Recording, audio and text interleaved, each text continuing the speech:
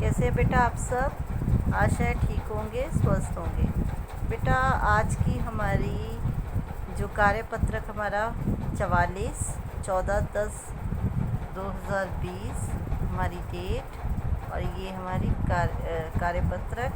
आपको यहाँ पे विद्यार्थी का नाम और यहाँ पे अध्यापिका का नाम। तो आगे चलते हैं बेटा। जैसा कि जो कार्यपत्रक है वो बच्चे काम पर जा रहे हैं कविता, जो कि हमारी पिछले सप्ताह से शुरू हो रखी है।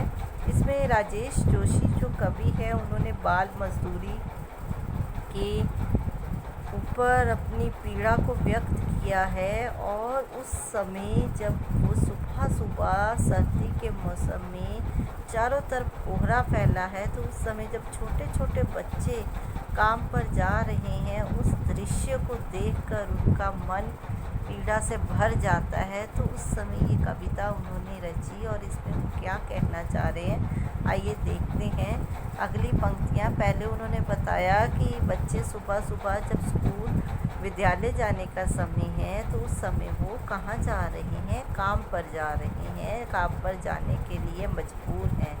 तो आइए आगे पढ़ते हैं। क्या अंतरिक्ष में गिर गई है सारी गेंदें, क्या दीमकों ने खा लिया है सारी रंग बिरंगी किताबों को। अब बहुत ही दुख से वो प्रश्न कर रहे हैं, समाज से पूछ रहे हैं क्या, और अपने मन में अपने हृदय में वो सोचते हैं कि क्या जो सारी गेंदें हैं, गेंदें क्या हैं? बच्चों के खेलने की जो खिलौने गेंद है बच्चे खेलते हैं, वो क्या उसको वो आसमान में उड़ गई हैं। अर्थात जो खेलने की सारी गेंदें हैं वो ख़त्म हो चुकी हैं। और जो रंग बिरंगी चित्रों वाली किताबें हैं, जो किताबें हैं उनको दीमक ने खा लिया है। और जो बच्चों के खेलने के खिलौने हैं, क्या वो काले पहाड़ के नीचे दब गए हैं? अर्थात खिलौने गेंद ये सब ख़त्म हो गए हैं। और क्या किसी भूकंप में ढह गई हैं सारी मदरसों की इमारतें? और जो इमारतें हैं विद्यालय की, वो क्या किसी भूकंप आने से ख़त्म हो गई हैं, ढह गई हैं, टूट गई हैं? कि बच्चे जो काम पर जा रहे हैं उन्हें खेलना चाहिए, उनका खेलने का समय, उनका पढ़ने का समय है ये। तो वो इतने हताश होकर ये पूछते हैं कि आसमान में सारी गेंदें जो हैं वो उड़ गई हैं, कहीं गायब हो गई हैं, ख़त्म हो गई हैं। और जो रंग बिरंगी किताबें हैं उनको क्या दीमक खा गया है? और जो बच्चों के खेलने के खिलौने हैं वो किसी बड़े काले पहाड़ के नीचे दब गए हैं। तो बचा क्या है? क्या किसी भूकंप में ढह गई हैं सारी मदरसों की इमारतें? और जो इमारतें हैं क्या वो भूकंप में टूट गई हैं, ढह गई हैं? क्या सारे मैदान, सारे बगीचे और घरों के आंगन ख़त्म हो गए हैं एकाएक? और जितने भी मैदान हैं जहाँ बच्चे खेलते हैं, बगीचे जहाँ बच्चे टहलते हैं, और घर के आंगन जहाँ बच्चे क्या करते हैं, खेलते हैं, उनका बचपन वहीं पे आंगन में जो पलता है, क्या वो अचानक से सब ख़त्म हो गया है? बेटा ये इसकी व्याख्या है, आप इधर से भी पढ़ सकते हैं कि ये सब ख़त्म होने से क्या बच्चों को ये जो अभी सुबह सुबह कुछ और उनके लिए बचा नहीं है, तो क्या वो काम पे जा रहे हैं? बेटा बचा नहीं है, यहाँ पे बचा का जगह पे बसा लिखा हुआ है, तो ये ठीक करिएगा, बचा लिखिएगा इसको, कि कुछ भी शेष नहीं बचा है जो उनको सुबह सुबह काम पर जाना पड़ रहा है। तो अब हमारे जो प्रश्न हैं, प्रश्न उत्तर की तरफ चलते हैं बेटा। तो इसका जो पहला प्रश्न है वो है हमारा, कवि ने पंक्तियों में बच्चों के लिए क्या क्या समाप्त हो गया है?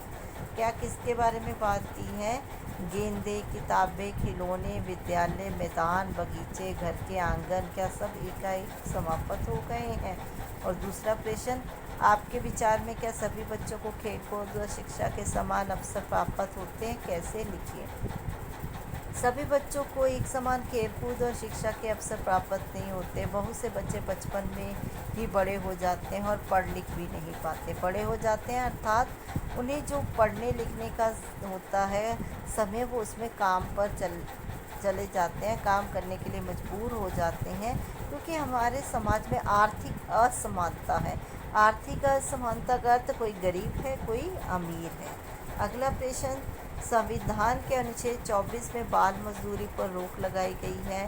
तो बेटा जो अनुच्छेद 24 है, इसके तहत ये व्यवस्था है, ये प्रावधान है कि 14 वर्ष से कम आयु किसी भी बच्चे को कारखाने या खान में काम करने के लिए नहीं रखा जा सकता और अन्य किसी भी खतरनाक काम में नहीं लगाया जा सकता, बल्कि उनको निःशुल्क शिक्षा प्रदान की जाएगी।